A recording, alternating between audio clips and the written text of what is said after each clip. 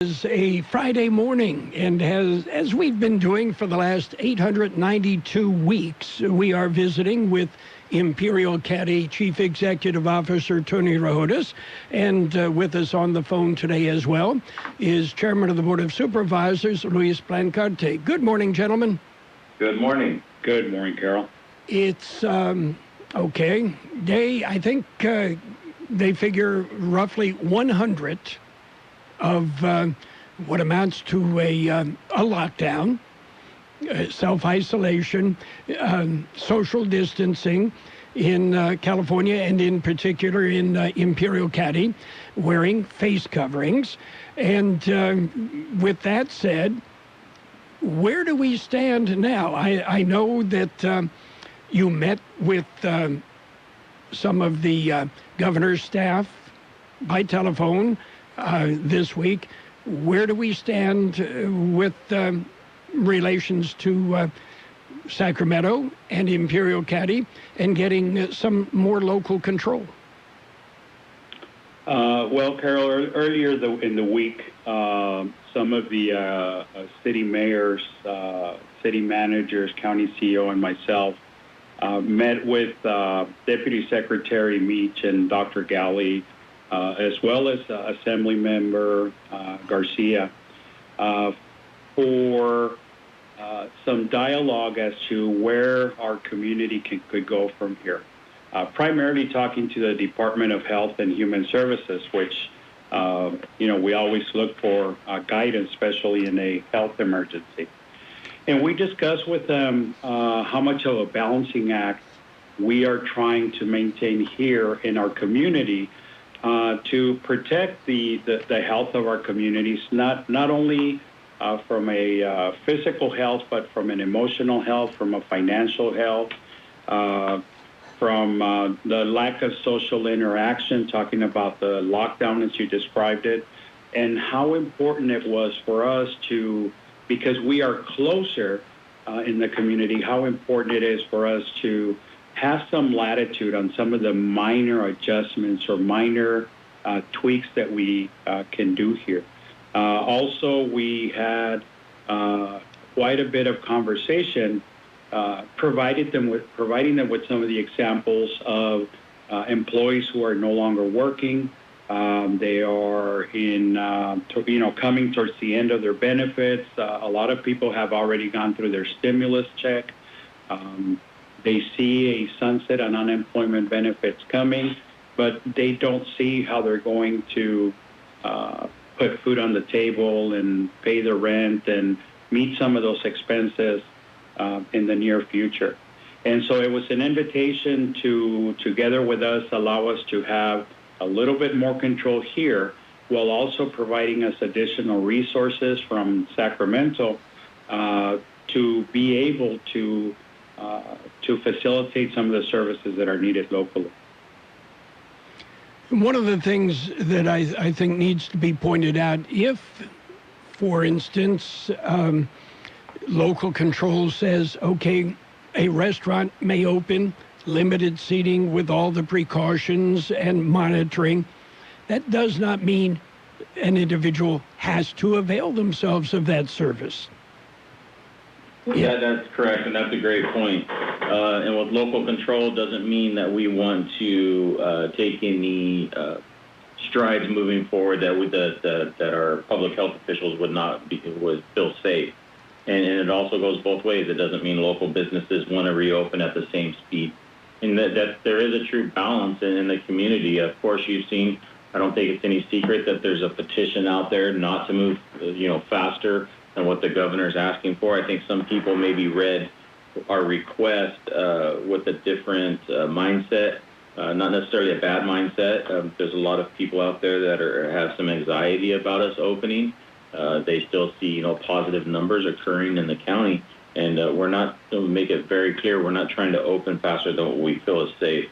I made a comment to Secretary Dr. Galley because we were on a Zoom conference, and as I was sitting on the Zoom conference and I'm looking at the computer screen, all the county participants that were on that computer screen, either from the county, the city mayors, the city managers, I wanted them to recognize that every face on that Zoom conference was a face of Imperial County that has lived here their entire life, worked here their entire life. And I said, you will not see a face here or get a comment from this group saying that we would want to do anything that's going to harm our community. We are very much vested in this community. We very much want to protect this community, and we'd only do what's best in the best interest for the community at heart. Well, you pointed out it's a balancing act, of course, the physical health, but the emotional health, psychological. How many businesses are going to be able to survive? Our business here at KXO, we are a small, locally owned business. We deal primarily with small, locally owned businesses. How many of them are going to reopen? Are we going to be able to keep our doors open when they're gone? Who's going to take care of all the employees, as you pointed out, that, okay, the unemployment's run out. Who's going to feed them? Who's going to house them? So it's a balancing act. It truly, truly, really is. You know, I get calls every day from all areas that are being affected from this. And the other day, Tony and I were driving to a meeting, and we drove past Harding School, and it was about the time that food distribution was going on for the children. And the line of vehicles going around was just unbelievable. You know, people are concerned. Where is food going to come from? You know, you see continued lines to grow through the food bank, distributions being done by all kinds of organizations. And I know that a lot of us will think of a business, but we don't think of, say, in the case of a restaurant, which we gave the example a little bit earlier, we tend not to think of the cooks and the dishwashers and the waiters and waitresses and the hostess and the bus boys, and it just keeps on going. All those people who are beginning to wonder what they are going to do. Not only are they cooped up, that also begins to affect their emotional health. Our county health department continues to, you know, their phones just get flooded and phone calls just with people that are having emotional difficulties dealing with this, being cooped up. And so we can really see the economy not only on the health side, on every aspect of it. Well, you have to look at it overall. Everything has to be considered. As we pointed out, you know, you don't put a dollar sign on a life, but life is going to have to continue. It's going to have to go on. So it is, and you know, part of the balancing act is, let's say that we have 10 different sectors to consider: physical, social, emotional, economic, public health, education. If we move our stance 1-2% in any direction, that means that you're moving it 1 or 2% away from the other direction, and that just becomes very, very difficult. Okay, when we look at the numbers, and we've discussed the numbers with the county health department, and we keep our numbers updated according to the county public health department. You look at the number of positive cases in the valley, and you know, turn it around and look at the number of people that have tested negative, and consider that for the most part, the only people that are being tested are people that maybe have been exposed through work or through a family member, or you know, possibly show some symptoms, and therefore you are going to get more positive numbers show up there. But you also look at the number of people that have recovered from the virus, and those are significant numbers. Yeah, so Carroll, we've really been trying to work on the campaign and getting the word out that we need well people to get tested as well. That gives us a true snapshot of Imperial County and where we sit today.